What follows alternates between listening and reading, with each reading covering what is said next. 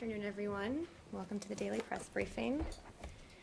I actually have 4 statements to read at the top, which I will do, and then I'm happy to open it up to any questions. First, we are deeply saddened by the news of last night's train crash in Santiago de Compostela, Spain. Our hearts and prayers are with the friends and families of the victims. We extend our condolences to the people of Spain and all those affected by this terrible accident. Our consular officers are working closely with their Spanish counterparts to account for U.S. citizens who need assistance. We can confirm that 1 U.S. citizen has died and 5 U.S. citizens have been injured, and I would stress that these numbers may change as we receive additional information. That's first. On Tunisia, we strongly condemn today's assassination of Mohamed Brahmi, a Tunisian National Constituent Assembly member and opposition figure. We offer our sincere condolences to Mr. Brahmi's family, friends, and colleagues, and to the people of Tunisia. This is not the first political assassination since Tunisia's revolution, and there is no justification for such outrageous and cowardly acts in a democratic Tunisia. Violence has no place in Tunisia's democratic transition. We urge the Tunisian government to immediately conduct a transparent and professional investigation to ensure that the perpetrators are brought to justice in a timely manner, consistent with Tunisian law and international obligations. We call on all Tunisians to renounce violence and to express themselves peacefully. Violence will not resolve the issues Tunisians face. It is not an appropriate response to this murder, and it will only bring about more violence. Now I have 2 updates on the Secretary's meetings in New York that I'm happy to read out for you first, and then we will open it up for questions. So first, the UN Security Council ministerial debate on the Great Lakes region of Africa. This morning, Secretary Kerry chaired a UN Security Council ministerial debate on the Great Lakes region of Africa. In his remarks, the Secretary called upon regional and international leaders in attendance to take advantage of the unique opportunity presented by the signing of the Peace, Security, and Cooperation Framework Agreement to permanently break the cycle of violence in the Democratic Republic of the Congo and achieve lasting peace in the region. He also reiterated the importance of all parties and governments to immediately end support for armed rebel groups. The Secretary met with the DRC and Rwandan foreign ministers on the margins of the ministerial to stress the prioritization of following through with their commitments in the framework and attended a luncheon hosted by the UN Secretary General. One more. I have a readout of Secretary Kerry's meeting with the UN Secretary General Ban Ki-moon. They engaged in a wide-ranging discussion during their meeting this morning. They discussed their shared support for the Peace, Security, and Cooperation Framework and the importance of ending the conflict in the DRC and the Great Lakes region. In addition, they discussed ongoing efforts on Syria to move both sides toward a political solution and their hopes that a second Geneva conference can be a fulcrum for negotiation. They shared their concerns about violence and unrest in Egypt, the need for the interim government to continue to make progress, and they discussed the important role of upcoming elections in securing Afghanistan's future. Finally, Secretary Kerry provided an update on the resumption of direct talks between Israelis and Palestinians. And with that, I'm happy to open it up. Can we start with Egypt? We can. I've seen the White House response. Do you think that the military has acted wisely in giving the Muslim Brotherhood 48 hours to get on board with the military's roadmap for restoring civilian rule? Well, I think our position on this hasn't changed. That broadly speaking, we continue to urge all parties, including the interim government, to move forward with an inclusive process that includes all parties and groups. Our message has not changed. I'm not going to evaluate every step taken by the interim government towards that end, but needless to say, that remains our position. Well, one thing that has changed, though, is that they've essentially issued an ultimatum. I mean, they've given them 2 days. They've given them until Saturday to sign up on this. Does that strike you as constructive? I'm not going to characterize it one way or the other than to say that we have continued to press the interim government to move forward with this process in an inclusive manner that includes all groups and parties going forward. Again, I'm not going to characterize any one action in any specific way other than to make our broad point. Do you think that the Muslim Brotherhood should make up its mind in the next 48 hours? I'm not going to take a position on that one way or the other. We've been clear that this process needs to include all groups and parties, that it's in the interest of all groups and parties to be a part of that process. We've made that same message to the Muslim Brotherhood and the interim government as well. So I'm not going to encourage them to do anything in that time frame, but our position on that remains the same. And why do you think they should take part in this process, given that they feel that they were robbed of their electoral victory? Well, we've made it clear that the best way forward for the Egyptian people and the best way for all of these groups to have a voice going forward is to be a part of the process. Clearly, there are ups and downs. There have been bumps in the road. But going forward, this is precisely the reason you have to include all parties, because that's the best thing for the Egyptian people and the best chance for Egypt to get back to a sustainable democracy. And have you seen the comments by the Egyptian military suggesting that they're going to change their tactics after Friday and that they may take a more aggressive stance toward protesters, demonstrations? Well, I haven't seen those specific comments I think that you're referring to. I'm just not sure exactly what you're referring to. But needless to say, we've made it clear to the interim government, to the military, that they should exercise maximum restraint when dealing with protesters. We reiterate our call on all participants that any demonstrations be peaceful. I know there's talk about demonstrations tomorrow. So we both call on the demonstrations to be peaceful, but also, again, continue to urge the security forces to exercise maximum restraint and do their utmost to prevent any clashes between opposing demonstrators. Do you find the 48-hour ultimatum alarming, considering that the military acts on its 48-hour ultimatum that we have seen in the past? Well, I'm not going to characterize it that way. Again, we've repeatedly called on the interim government to have an inclusive process. I'm not going to characterize this specific 48-hour deadline that you're referring to, other than to say that going forward, the process needs to be inclusive. So, but because we have such a stark precedent with the 48 hours on July 3rd, and they acted on that, aren't you concerned that they will actually act on this as well? We remain concerned, of course, about any continued political polarization, about any steps, broadly speaking, that would not bring Egyptians together, but that would further polarize them. I'm not going to compare it to another event in Egypt at all in any way, other than to say that, of course, we remain concerned by the notion that political polarization would get worse. Okay, I want to follow up on something that I asked about yesterday, about the mandate. Yes. The military asked for a mandate, and they seem to be satisfied that what mandate comes from the street now has become a substitute for democracy. Are you not alarmed that this is actually, could be a precursor for a total military takeover of Egypt? Well, we've repeatedly been clear that our support for a transition to be inclusive, a democratically elected civilian government needs to return to Egypt as soon as possible. That has not changed in any way. Yes. Broadly speaking, how do you feel that the interim government and the military has been acting in the 3 weeks since Morsi was ousted from power? Are they actually moving towards a democratically elected government, or is that process faltering? Well, I don't want to characterize it in either of those ways. I would say that the process is continuing, that there are going to be ups and downs in the road. We know that. This is a very complicated situation. We've talked from here about some steps that they've taken, some of which we've said could be part of the process going forward, but we need more inclusivity. We've said this needs to be inclusive going forward. Repeatedly. That has not changed. So while we've seen some steps, they need to continue the process and as soon as possible get back to a democratically elected, sustainable democracy for their government. So we're clearly not there yet. There's much more work to do, but that's why we're engaged with the Egyptian government as they go through this transition. On the coup and non-coup question, is it possible that the administration will never rule on that? I don't have any update for you on this issue of whether there will be a designation or not. I just don't have anything new for you. And could you perhaps give us a bit more about the reasoning behind the suspension of the F-16s yesterday?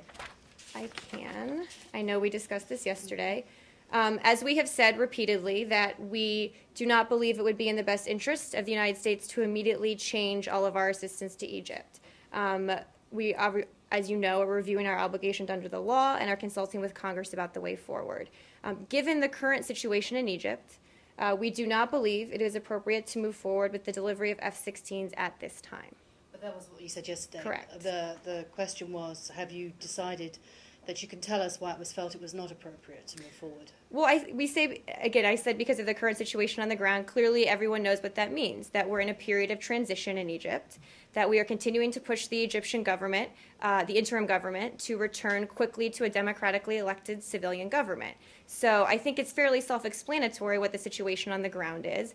But going forward, we continue to review all of our aid.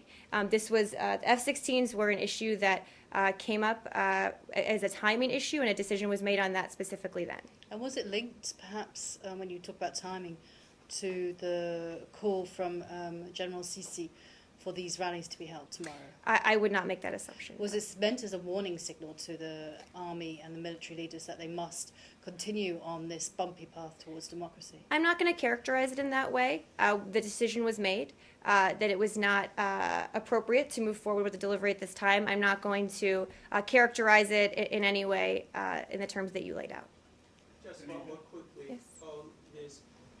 Again, in broad sense, what do you feel about the Muslim Brotherhood supporters or the Morsi supporters are protesting their rights? Do you have any kind of problem with the protesting in the streets? Well, broadly speaking, we of course support nonviolent demonstrations around the world, including in Egypt. We have reiterated our call specifically in Egypt for all participants in demonstrations to be peaceful. Clearly, we remain concerned about the ongoing threat of clashes in these demonstrations. That hasn't changed. But again, broadly speaking, nonviolent demonstrations are a part of a democratic process. To make it narrower, how do you see the Muslim Brotherhood protest so far? Do you see it peaceful or? Well, across the board, when there have been reports of demonstrations that were not peaceful, we have condemned any violence in demonstrations. I don't have anything more specific than that.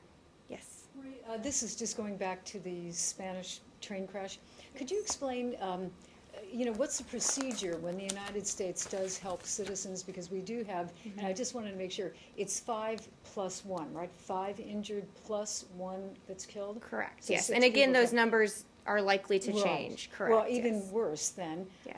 What exactly does the State Department do to help people in a situation like that? Well, the U.S. Embassy in Madrid and our consular agent from A Corona, are working to determine how many U.S. citizens were involved. So we are providing consular support on the ground. The consular agent is visiting local hospitals to check whether additional U.S. citizens have been admitted. The embassy will also be contacting the families of the injured individuals and continue to provide assistance as necessary to our citizens that are there going forward. This is not a regular employee of the U.S. government working at a consulate. Is it like a Spanish citizen who works somehow for the U.S. government? I don't have more details about that person. I can get those for you. But again, our U.S. Embassy in Madrid is fully engaged on the ground working with families. Anything else on Egypt before we move on?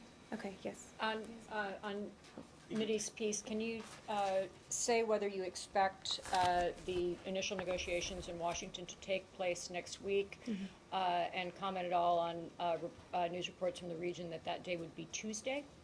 So at this point, nothing has changed from what the Secretary said last week, that we fully expect the parties to meet here in Washington soon. We've seen the various reports about dates, and as we have been saying, would caution against any conjecture or speculation. We will provide additional scheduling when details are confirmed. But again, I would stress that nothing has changed from what the Secretary said last week. When do you expect to be able to give a date? As soon as possible. But I don't have any further expectation for when we might be able to make an is announcement. that something that Secretary Kerry is likely to announce in the context of his visit to New York, or would he have to be here for that to happen? I don't have any additional details about how an announcement might come. You don't confirm that it's Tuesday? Just 1 second. This morning he said that Netanyahu and Abbas have made a courageous decision to try to restart talks. That seems a little shaky. I mean, it seems like he's backing off a little bit. Absolutely not. In no way would I characterize what he said as backing off. We're in the same place that we were on Friday when the Secretary made his statement about the resumption of talks. Okay, he also said that this is going to happen if procedures are put in place by both countries in order to empower that. What does he mean by that? Well, as he said when he made the announcement last week, that we had a few more details to work out to get everybody to Washington. That's what he was referring to in that statement, that there have been discussions with both sides since we left the region last week about these final details and figuring out a date for them to both come to Washington. Does he regard the Palestinian territories as a country? Our position has not changed on that issue. Again, I'm not going to get into any private reports of private discussions he's had with either side. Our position has not changed. But this is totally public. This is totally public. He said it on camera, and he described put in place by both countries. So that implies that he regards Israel and the Palestinian territories both as countries.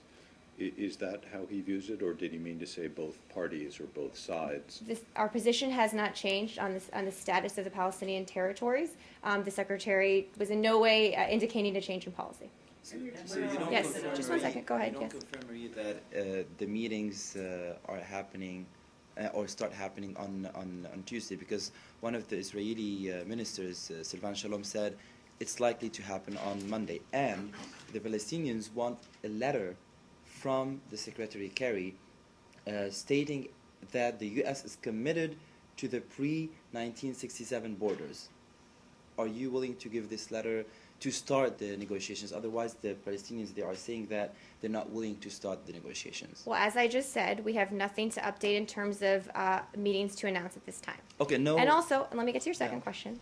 On your second question, as we've also said repeatedly, we're not going to address every rumor or speculation that's out there that people are talking about publicly. The Secretary has made it very clear that any of the substantive issues that are being discussed right now with both sides will remain private. But will you be able at least to confirm that the talks will initially focus on framework or timescale or anything? Again, I'm not going to get into any of the specific substantive issues that will be discussed.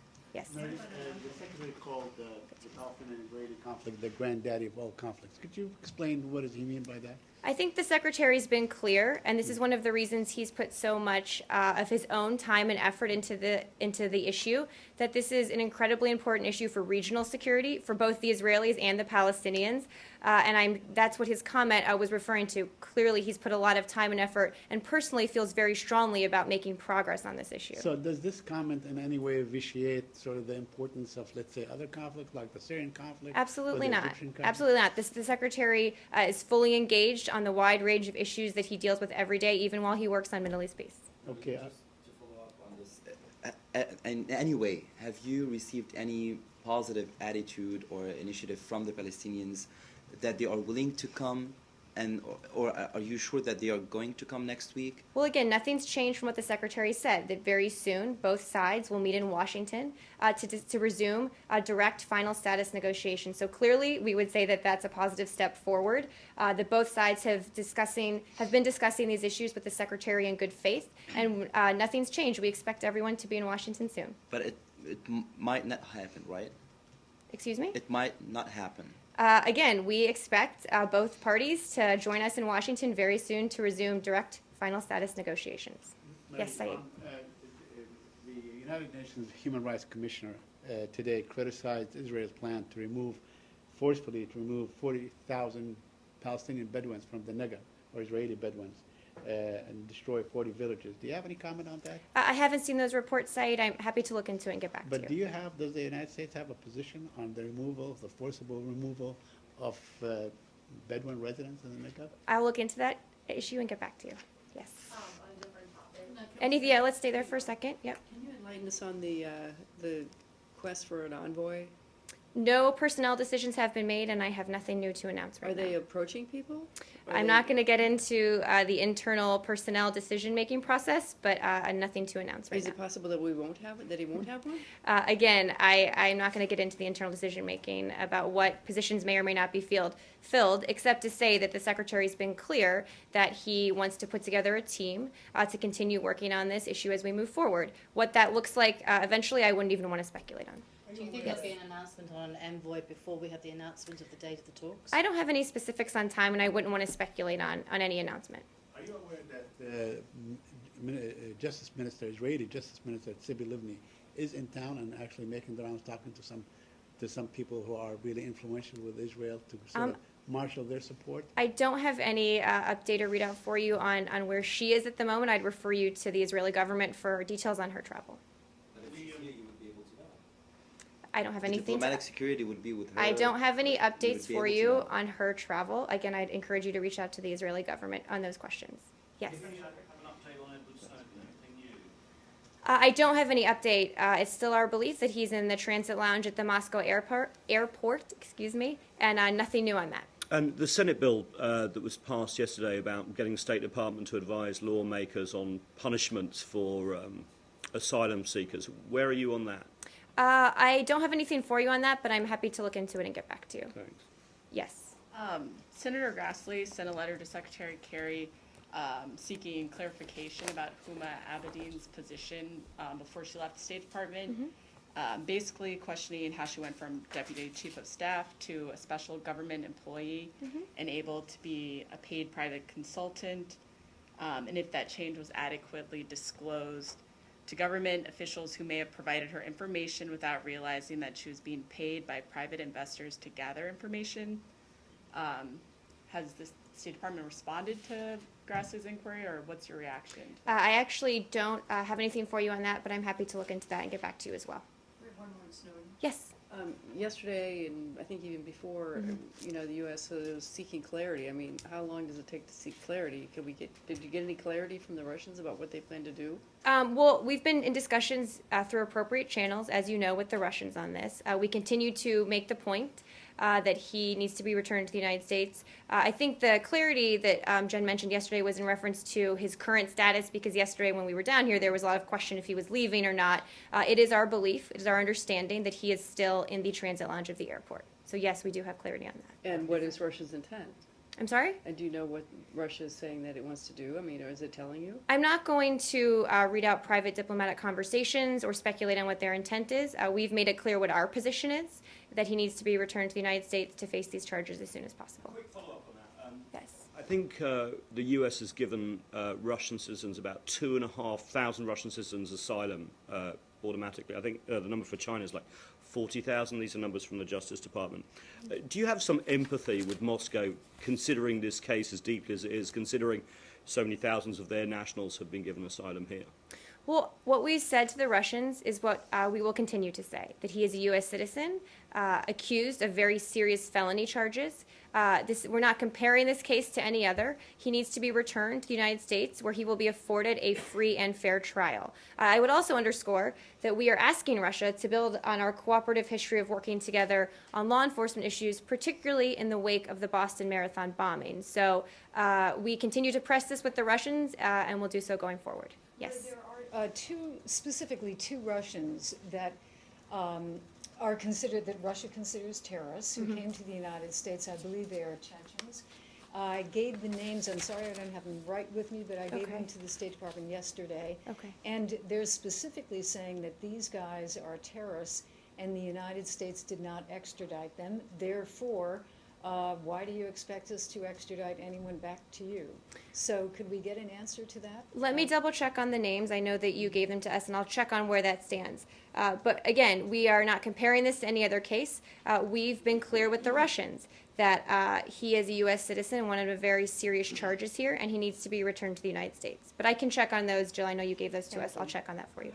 Yes. Jen mentioned that there were hundreds of Russians who've been returned back to Moscow at their request, and I asked for some more details. Do you have those? I don't have any additional details for you on that today. I'm happy to provide them as we get them. And also, I thought yesterday the clarity that was being sought was whether Russia had actually issued him with a document that would allow him to leave the transit lounge.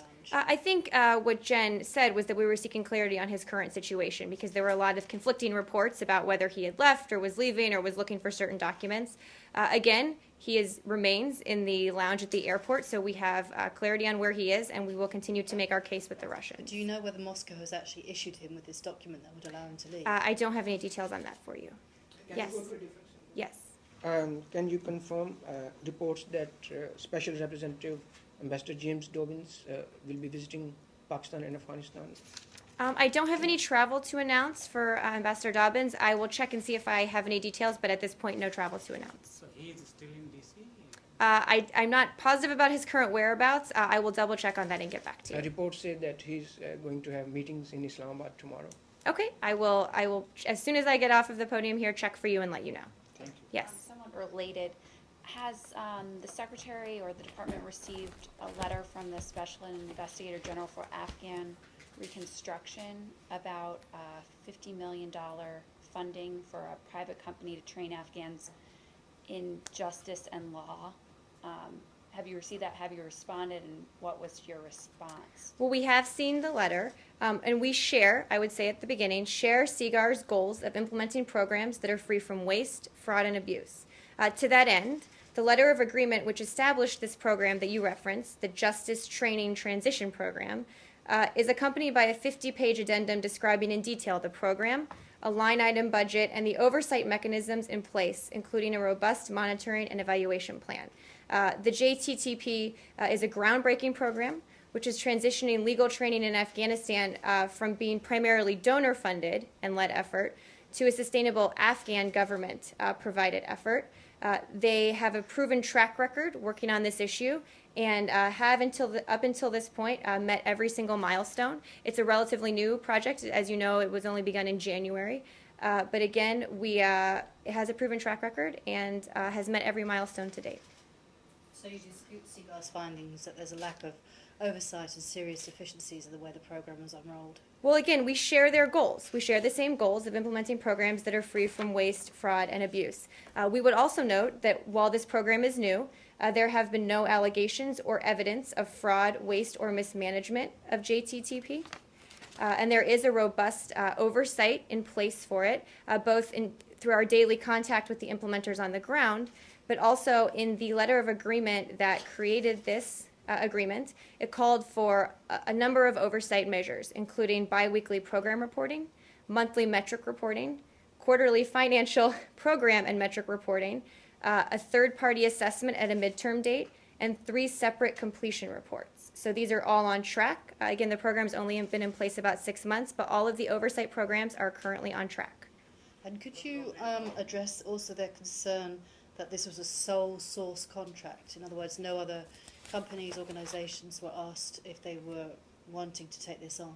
Well, the State Department is working with the IDLO, which is the company that is doing this work, because they are best positioned to do this work, period. As they are the only not-for-profit intergovernmental organization that is exclusively dedicated to working with governments to promote the rule of law.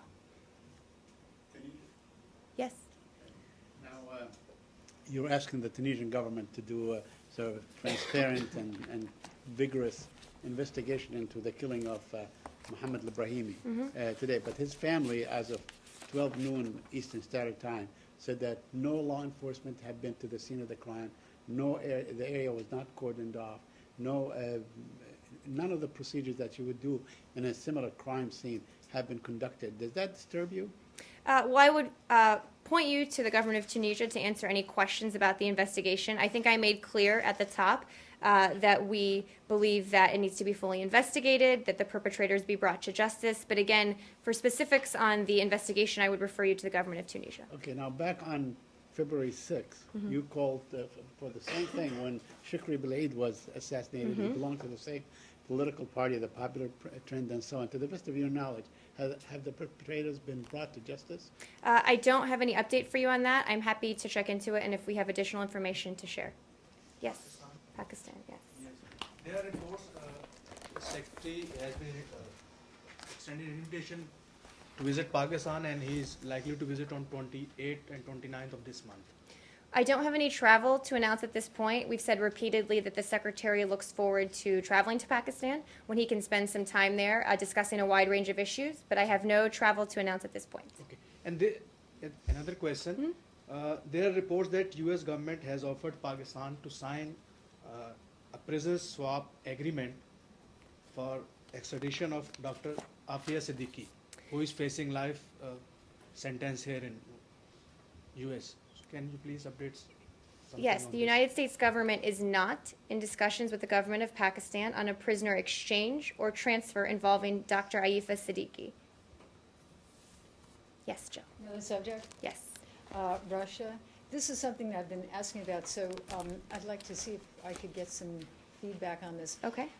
There has been, we've talked about this, there's been concern about these new homosexual propaganda laws, I guess as they're referred to.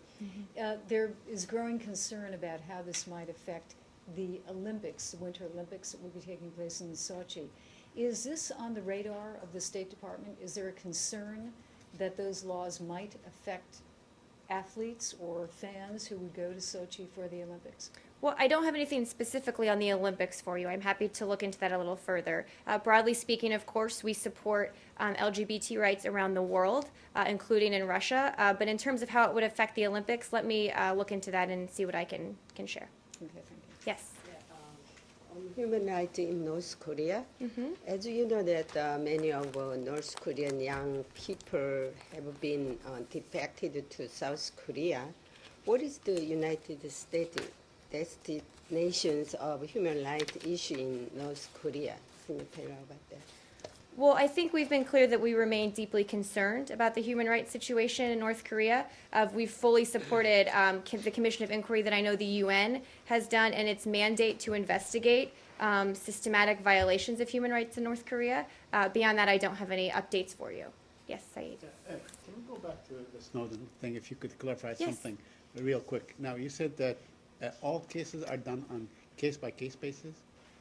I said I wasn't all going to asylum? compare his case to any other case. Okay, so Yes. you don't really have, for instance, a standard for X country or Y country and so on. You do each case on its own merit. Well, to clarify, there are certain extradition treaties with countries. Right. There are certain countries where we don't have extradition treaties, which, as you know, we don't with Russia. The point I was making was that I wouldn't want to compare his case to any other case in the U.S. or elsewhere. Okay, because the Russians are claiming there are thousands of Russians that have been given asylum in the United States of America. Did you do each and every one of these cases on its own merit? I'm not going to get into the details of how those decisions are made. I will again repeat that we are clear with the Russians that Mr. Snowden needs to be returned to the United States to face very serious felony charges. Yes, Scott. Syria? Oh, just one second. Go ahead on Syria. Syria. Yes. So according to reports, the UN chemical weapon team is now in Syria for a couple of days, I believe. Do you have any update? Have they started any of their inspection yet? Well, I think it goes without saying that we support the UN investigative team's efforts and have been in regular contact with the chief UN investigator as he works to advance a thorough investigation about the use of chemical weapons agents in Syria. As you know, the U.S. intelligence community has assessed that the Assad regime has used chemical weapons, chemical warfare agents on a small scale against its own people on multiple occasions. We strongly agree with the UN that access to Syria for its investigating team should proceed without further delay. I know that the team just got there. I don't want to get ahead of the situation on the ground, but we've continued to make the point that these teams need unfettered and full access inside Syria. So we'll see what happens going forward. So since the first time U.S. government acknowledged that the chemical weapon used in Syria, and it has been about a month and a half that the U.S. government also stated that Syrian regime has crossed the red line. What kind of a step are you going to take to make the game-changing step as the President Obama stated a few months ago? Well, we made clear when we announced the assessment that the regime had used chemical weapons that we were going to increase both the scale and the scope of our assistance to the Syrian opposition. We've talked about that a lot in this room. That process is ongoing. Clearly, we want to continue working with the opposition. Today, Secretary Kerry is meeting with the leaders of the SOC in New York. We'll have a readout after that meeting. But I think we were clear that we are going to continue to increase aid to the opposition to change the situation on the ground and to eventually get to a place where we can have a political solution. Is there any way you can explain to us how you are going to change the balance on the ground as the President of the United States promised? Well, I think we were clear that that's why we are increasing assistance, both in the scale and the scope of it, to the opposition. We're not going to be able to detail every single way in which we're doing that, every single assistance package that we're providing to them, but we've said that that's why the announcement was made, to continue to increase our assistance, to help the coalition on the ground get stronger, and come back to the table. When we're looking at the meaning of the bluffing and the meaning of the game-changing steps, would you be able to concede that when President Obama made that promise to change the balance of the power, it was a bluff? Well, this is a complicated situation. I would absolutely not agree at all with that characterization. This is a complicated situation. If there were easy answers, we would have done them 2 years ago. There are none. But the president made clear, as the secretary has as well, that we are going to continue increasing our support to the opposition to help them get stronger. These things don't happen overnight. Nothing will happen quickly. That's just not the nature of these kinds of situations on the ground, as you know. But we've seen some steps, including, again, the election of opposition leaders that Secretary Kerry is meeting with today. So I would not in any way agree with that characterization. Would you concede to the fact that when the president made that statement, he was unaware of that the situation was complicated?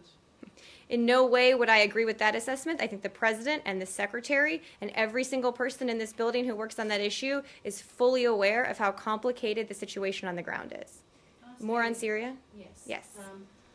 The North Korean leader Kim Jong-un met with the Syrian delegation today in Pyongyang amid celebrations for the 60th anniversary.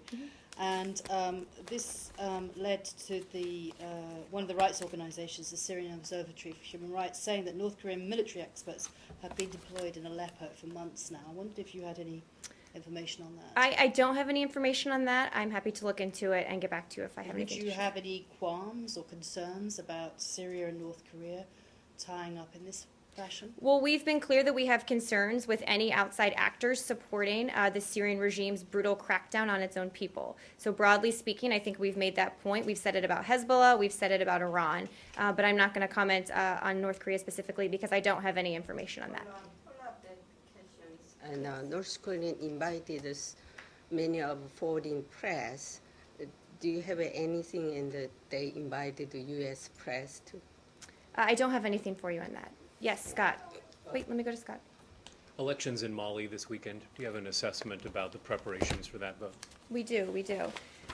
So the interim Malian government has affirmed that preparations are in place to hold the first round of presidential elections throughout the entirety of Mali this coming Sunday, which is July 28th. We encourage all Malians to take full advantage of this opportunity to express their will through the ballot box and to remain peacefully engaged in the political process as we approach Election Day.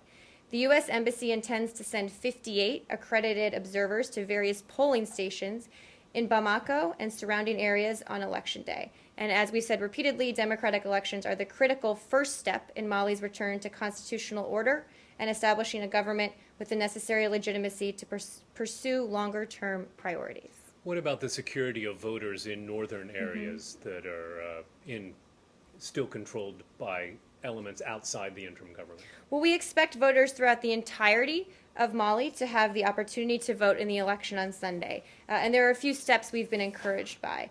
First, the fact that Malian civil administrators have returned to the northern territories, including Kidal. Furthermore, we understand that the Malian government and security forces have been coordinating with MINUSMA and French Operation Serval to provide electoral security throughout the process. So we are encouraged by those steps and expect that voters will be able to vote all across the country. After the coup, but since the introduction of the interim government, there was some concern expressed by the United States about the continuing influence of the military, specifically Captain Sonogo. Are you content that he no longer exercises undue influence over this process? Well, we continue to urge the interim Malian government to take tangible and immediate steps to exert civilian authority over the military and marginalize Captain Sonogo and the junta, especially to keep the upcoming elections free from military intimidation.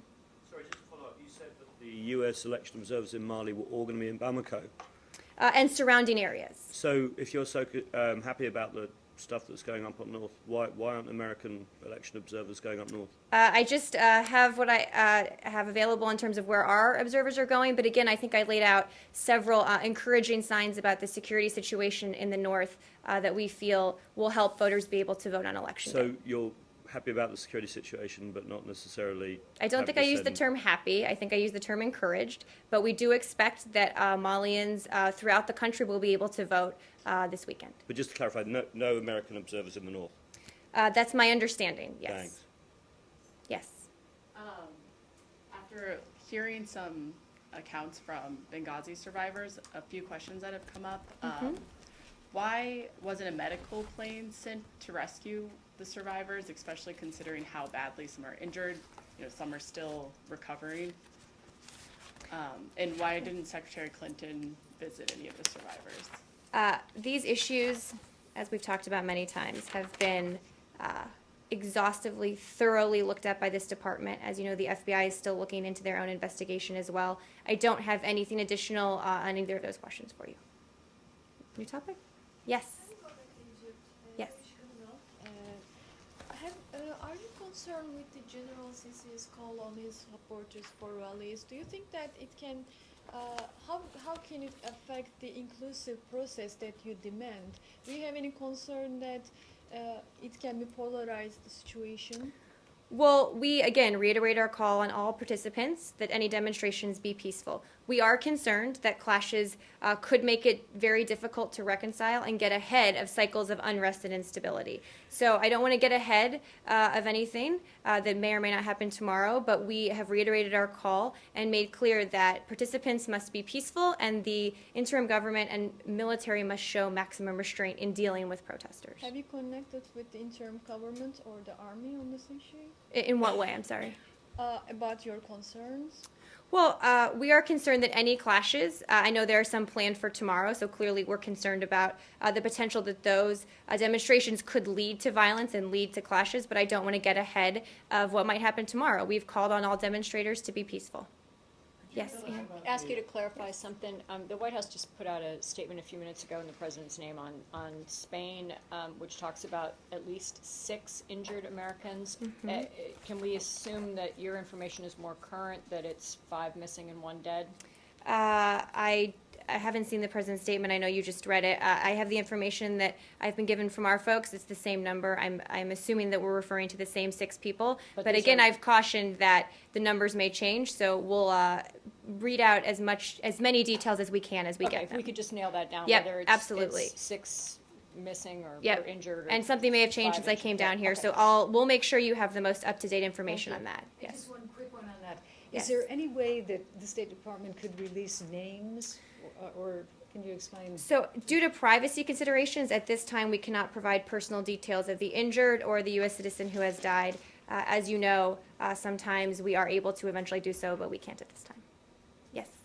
You said U.S. is not in discussion with Pakistan with regard to Dr. Afia's expedition. Correct. But please let me know about is there any effort? The Pakistan government is claiming that they are signing an agreement with U.S.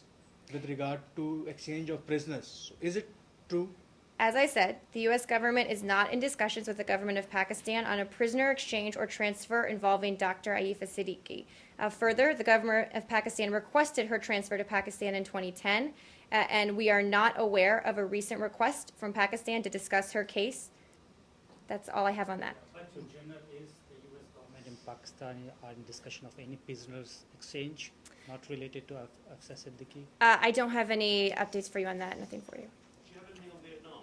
The president's here. There's been a big delegation. The secretary hosted the president of Vietnam yesterday for lunch. They had a very good meeting.